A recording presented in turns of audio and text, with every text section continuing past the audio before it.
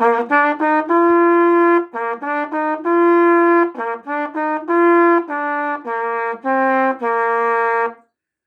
hello, and welcome back to Sister Rose LGBT Ministries. As always, I know I say it every time, I'm Rose. Now, today I thought I'd try something, and this has a lot to do with it. Now, this is a flugelhorn, which is a bigger brother to a cornet or even a trumpet. Why am I talking about those?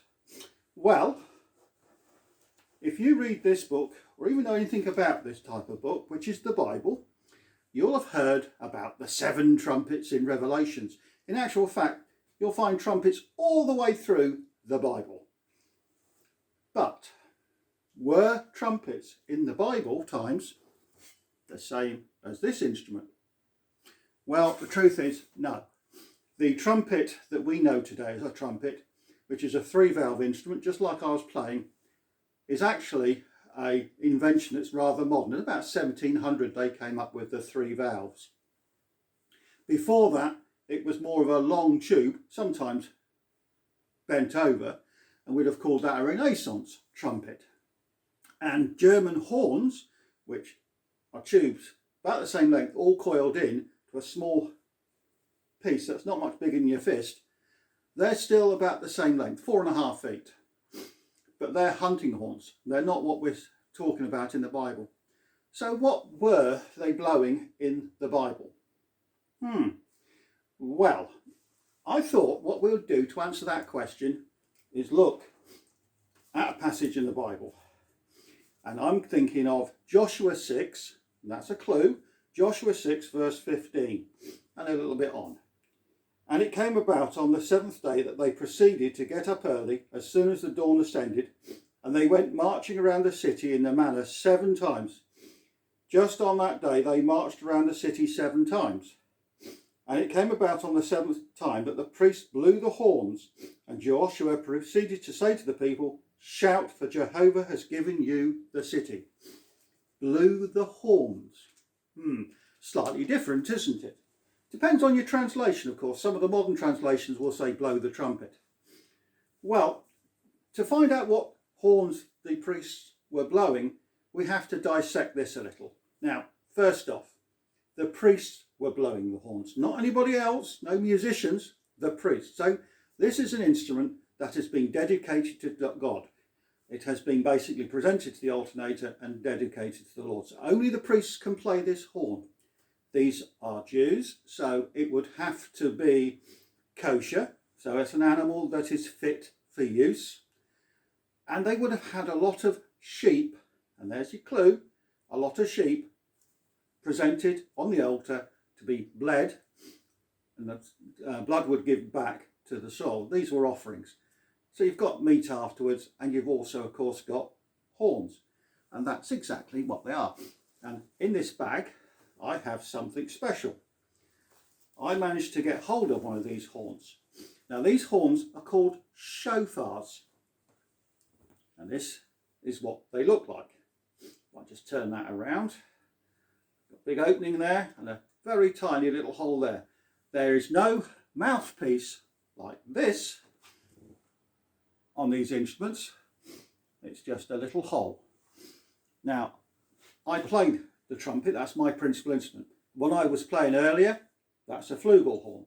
But I play in the band and I play a cornet. There are slight differences between them. But isn't it interesting that this is the original type of instrument they played? This is an old ram's horn that would have been waste in other ways. And what they do is they would pull out the bony piece that fits in here, and then they would make an instrument. These are between 10 and 14 inches long.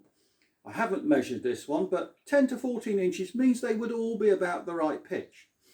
These were blown in a particular way. Depending on the passage you read, they speak about a long blast before the people shout. These priests, there were 7 priests blowing 7 horns like this, going in front of the Ark of the Covenant as they marched around the city of Jericho. Now, for 6 days, the priests went ahead of the people carrying the Ark and the Covenant, blowing the horns. But the army were all told, shh, be quiet. They weren't allowed to make a sound. So they did that for 6 days, once around the walls of Jericho.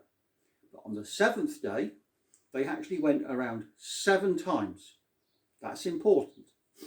And the priests were blowing the long blast. And every time they blew a long blast, the army and the people with them that were marching were told, shout. Now, it's a bit of guesswork, but I would think they would be shouting something like, hallelujah, God is with us. It's basically the meaning of hallelujah. And as they finished their 7th circuit, the walls of the city of Jericho fell down. So what does one of these sound like? You already know what the flugelhorn sounds like. Now, because it's a small mouthpiece and I'm not used to blowing one of these instruments, I'm going to give it a try. I have managed to make a noise, but it's a little fiddly.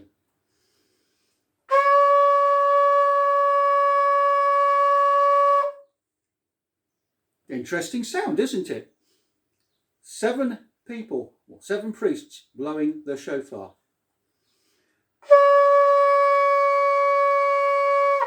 Can you imagine the racket they were making? And all the people of Jericho could hear for 6 days were the horns being blown to pronounce God is here, God is with us, because they had the Ark of Covenant behind them. God is here, God is with us, God is on our side. That noise going off as they march around the city would certainly let people know that something was going on. And I think it'd be a little bit scary at the same time. Now, of course, there's reasons for all of this. God had given the city of Jericho to Joshua's people. So it's part of the prophecies. Now, did it really happen? That one's a little more difficult to actually explain. There may be some, what's the best way of describing it? A little bit of padding out of the story. Certainly the city of Jericho is no longer with us. They have found the remains from my memory. Quite a few years back they discovered it. And the walls had come down. These were very thick walls. They weren't little thin walls like modern houses. These would have been almost as thick as a man is tall. So very much like your castles we find in the UK. Big, strong walls. Now, I've heard people over the years say that the walls fell down because the people marching, stamping their feet as they marched, set up a resonance along with the horns that were being blown. Yes, that could do it, but really I don't think so. We don't know how big the army was in particular. I tend to follow the view that the Bible has, is that God had said this would be your city and he helped to bring down the walls. But you make up your own mind.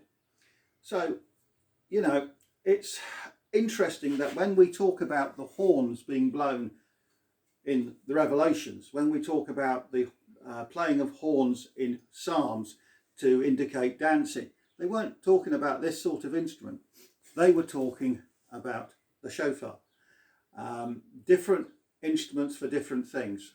We were doing something yesterday where they mentioned the 7-string lyre, which would have been a U-shaped sort of harp, an early precursor of not only the harp but also modern guitars, which is where they all come from. They're all members of the Luther family. Instruments in the Bible are quite interesting, but they all have a purpose. Now, I mentioned the fact they walked around 7 times. They marched 7 times. 7 is God's number. It's a holy number.